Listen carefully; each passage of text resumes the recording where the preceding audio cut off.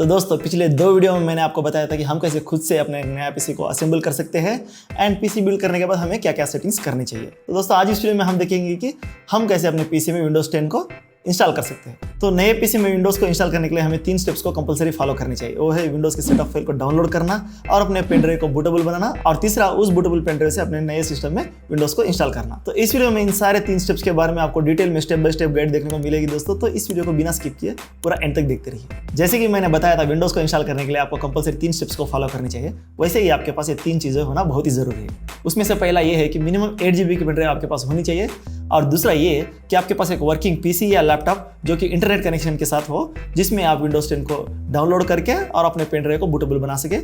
और तीसरा ओ जो आपका पीसी या लैपटॉप जिसमें आप विंडोज 10 को इंस्टॉल करना चाहते हो। तो चलिए हम अब स्टेप नंबर 1 से शुरू करते हैं। तो यहाँ पर हम विंडोज 10 सेटअप फाइल को डाउनलोड करेंगे।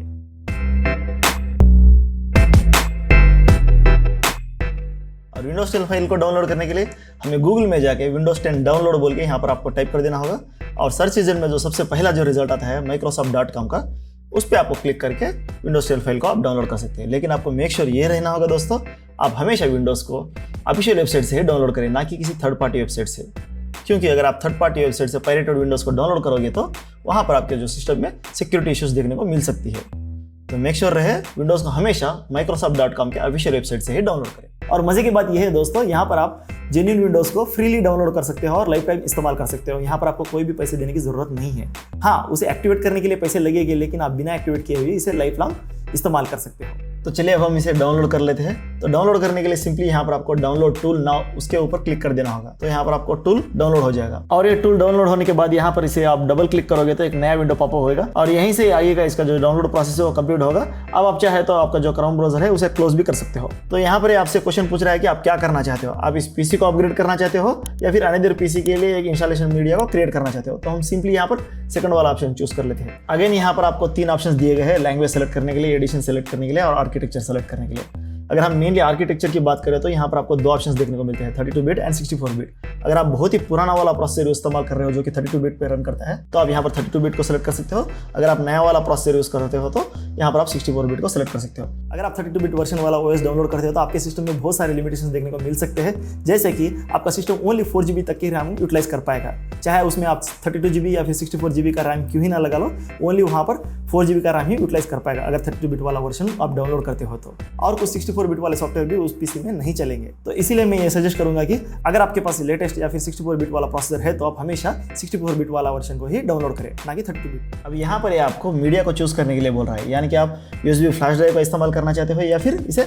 ISO फाइल की तरह डाउनलोड करना चाहते हो। देखिए दोस्तों, अगर आप USB फ्लैश ड्राइव की जगह ISO फाइल को सिलेक्ट करते हो तो यहाँ पर आपको एक स्टेप एक्स्ट्रा करने की जरूरत पड़ेगी, लेकिन इससे आप ही का ही फायदा है। अगर आप ISO फाइल को सिलेक्ट करते हो तो आप बिना किसी कॉम्प्लिकेशंस के आराम से विंडोज को इंस्टॉल कर सकते हो। अगर आप USB फ्लैश ड्राइव को सिलेक्ट करते हो तो कभी कभार आपको विंडोज इंस्टॉल करने में दिक्कत आती है, तो बाद में सर पटकने से अच्छा है कि आप यहाँ पर ही एक स्टेप एक्स्ट्रा कर लो, इसीलिए ISO फाइल को सिलेक्ट कर लो। अब यहाँ पर आपको नेक्स्ट दबाते ही लोकेशन पूछेगा जहाँ पर आप इस डाउनलोडेड फाइल को सेव करना चाहते हो।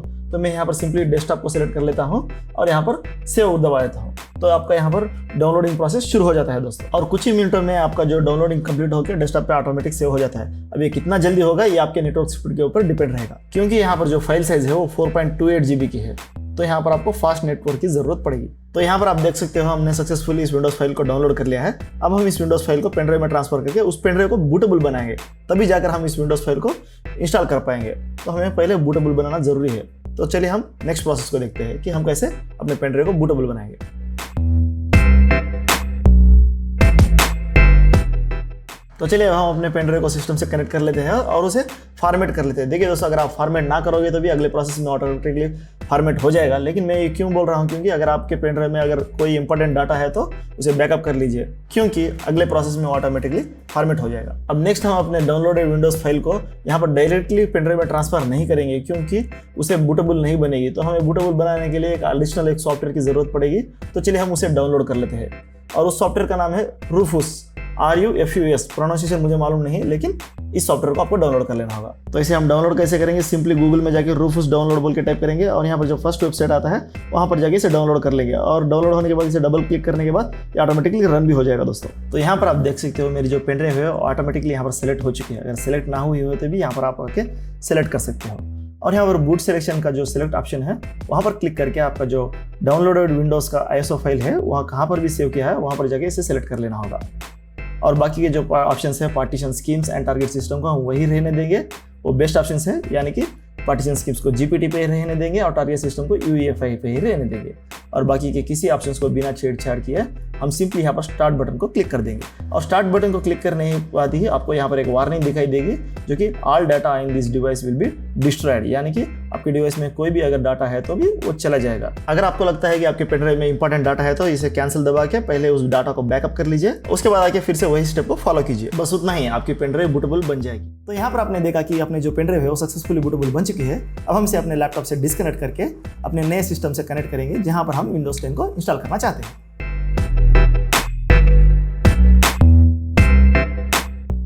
तो इस बूटेबल पेनड्राइव को अपने पीसी को ऑन करने से पहले ही कनेक्ट करना होगा। तो इस पेनड्राइव को पीसी से कनेक्ट करने के बाद हमें इस पीसी को ऑन कर लेना होगा और डिस्प्ले आने से पहले ही इसे कंटिन्यूअसली यहाँ पर आपको डिलीट बटन दबाते रहना होगा। ध्यान रखिए दोस्तों, यहाँ पर आपको डिलीट बटन को दबा के होल्ड करना नहीं है, यहाँ पर कंटिन्यूअसली डिलीट बटन को प्रेस करते रहना होगा जब तक आपको बूट मेनू शो ना करे। तो यहाँ पर डिलीट बटन ही क्यों? देखिए दोस्तों, आप अपने मदरबोर्ड की बूट मेनू में फंक्शन की के जरिए भी जा सकते हो, लेकिन ये मदरबोर्ड के मैन्युफैक्चरिंग के ऊपर डिपेंड रहता है कि कुछ मदरबोर्ड में आप F2 दबा के लॉग इन कर सकते हो और कुछ मदरबोर्ड में F11 या फिर F10 दबा के बूट मेनू में जा सकते हो। चाहे आपके पास कौन से भी कंपनी का मदरबोर्ड हो और यहाँ पर आप कंफ्यूजन ना हो, इसीलिए मैं यहाँ पर आपको ये सजेस्ट करूंगा कि आप कंटिन्यूअसली डिलीट बटन को ही प्रेस करते रहो, ना कि किसी फंक्शन की को।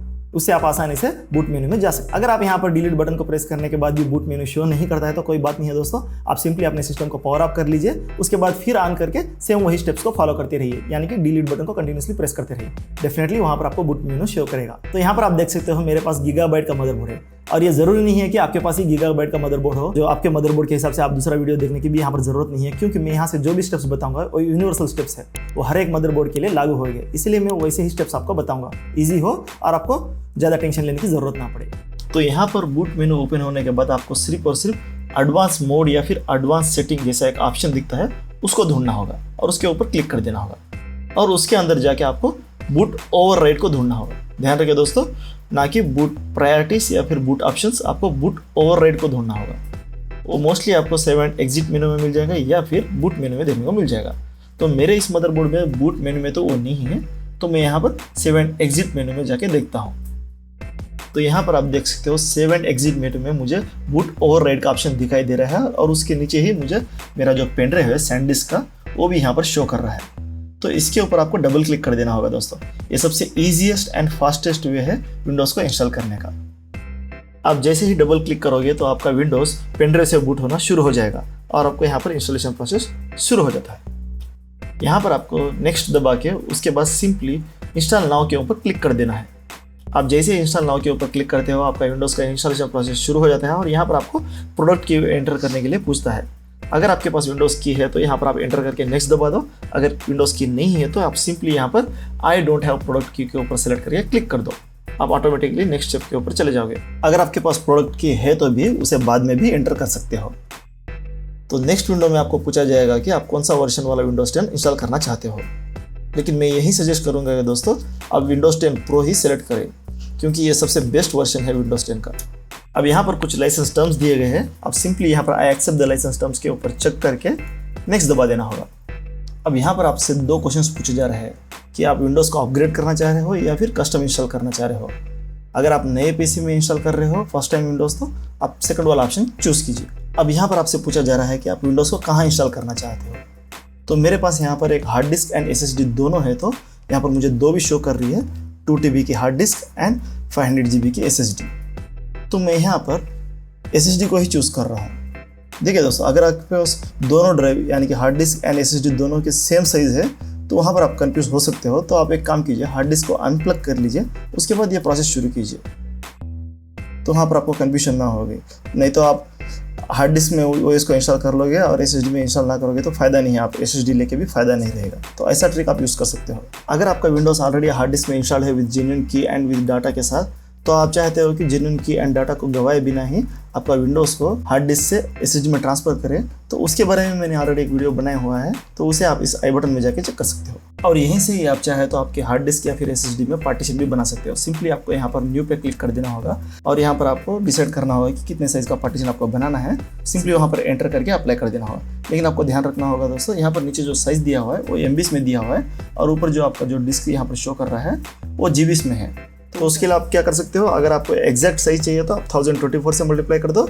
अगर आपको अप्रोक्सीमेट साइज के लिए 1000 से मल्टीप्लाई कर दो। यानी कि अगर आप 100 GB का पार्टीशन बनाना चाह रहे हो तो 1 लाख टाइप कर दो, बस उतना ही। और पार्टीशन क्रिएट करते वक्त आपको कुछ ऐसे अनवांटेड पार्टीशंस भी देखने को मिल जाते हैं जिसको आपने नहीं बनाया।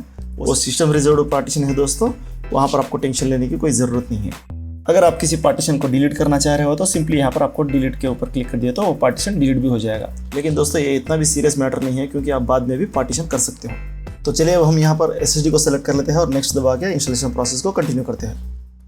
तो यहाँ पर इंस्टॉलेशन हो रही है दोस्तों, और ये कुछ ही मिनटों में आपका इंस्टॉलेशन कंप्लीट हो जाएगा और आपका सिस्टम भी रिस्टार्ट हो जाएगा। अब ये कितने टाइम में होगा ये डिपेंड करता है कि आपका सिस्टम का स्पीड क्या है।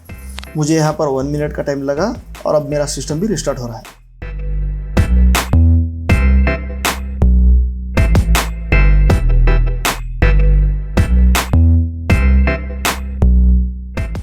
अब यहाँ पर रीजन सेलेक्ट करने के लिए बोल रहा है। अब हम यहाँ पर इंडियन है तो यहाँ पर हम इंडिया सेलेक्ट कर लेते हैं। अब आपके हिसाब से कंट्री सेलेक्ट कर सकते हो। कीबोर्ड लेआउट को हम USC रखेंगे और S दबा देंगे और नेक्स्ट स्टेप में स्किप दबा देंगे। अब यहाँ पर आपसे इंटरनेट से कनेक्ट करने के लिए पूछ रहा है, तो आप सिंपली यहाँ पर I don't have internet select कर लीजिए, क्योंकि इससे जो इंस्टॉलेशन प्रोसेस है वो फास्ट होता है। और यहाँ पर कंटिन्यू विथ लिमिटेड सेटअप्स के ऊपर ही क्लिक करो। अब यहाँ पर आपका नेम एंटर करके नेक्स्ट दबा देना होगा और नेक्स्ट आपको पासवर्ड एंटर करने के लिए पूछेगा। अगर आप पासवर्ड रखना चाहते हो तो पासवर्ड एंटर कर सकते हो, नहीं तो आप डायरेक्टली नेक्स्ट दबा सकते हो। अब यहाँ पर आपको प्राइवेसी सेटिंग्स को चूज़ करने के लिए बोल रहा है, तो मैं यहाँ पर सिंपली सभी को नो कर देता हूँ और उसको एक्सेप्ट दबा देता हूँ, बस इतना। क्योंकि ये इतने भी यूज़फुल नहीं है, अगर आपको यूज़फुल लगे तो भी उसे बाद में भी कर सकते हो। अब यहाँ पर कोटोना को सेटअप करने के लिए पूछ रहा है, तो मैं यहाँ पर सिंपली नॉट नाउ के ऊपर क्लिक कर देता हूँ। आप चाहे तो इसे एक्सेप्ट भी कर सकते हो। तो यहाँ पर सेटअप प्रोसेस पूरा ऑलमोस्ट ऑल कंप्लीट हो चुका है और हमें विंडोज़ वेलकम भी कर रहा है। आप यहाँ पर देख सकते हो। अब ये कुछ मिनटों में आपका जो विंडोज़ PC है वो रेडी हो जाएगा यूज़ के लिए। और यहाँ पर नीचे दिया गया है कि don't turn off your PC, यानी कि आपके PC को यहाँ पर टर्न ऑफ नहीं करना है। अगर पावर कट हो जाती है भी तो भी टेंशन लेने की ज़रूरत नहीं है दोस्तों, आप पहले से पूरा प्रोसेस शुरू कर सकते हो। यहाँ पर आपका PC कुछ डैमेज होने का कोई टेंशन नहीं रहता। तो यहाँ पर आप देख सकते हो हमने सक्सेसफुली विंडोज़ 10 को अपने नए PC में इंस्टॉल कर लिया है और अपनी PC रेडी भी हो चुकी है यूज़ के लिए। तो बस इतना है, इस नए PC में विंडोज़ 10 सक्सेसफुली इंस्टॉल हो चुका है। उसके बाद कंपलसरी आपको इस PC में कुछ सेटिंग्स को चेंज करने होंगे। उन्हें जानने के लिए आप इस नीचे दिए गए वीडियो को देख सकते हो और दूसरे यूजफुल इन्फॉर्मेशन के लिए आप इस राइट वाले वीडियो को देख सकते हो। तो इस वीडियो में बस इतना ही दोस्तों। अगर आपको वीडियो पसंद आता है तो इस वीडियो को लाइक, शेयर एंड चैनल को सब्सक्राइब कर सकते हो। अगर आपके कोई भी सवाल या फिर सुझाव तो नीचे कमेंट्स करके जरूर बताना। तो मिलते हैं अगले वीडियो में, तब तक के लिए बाय।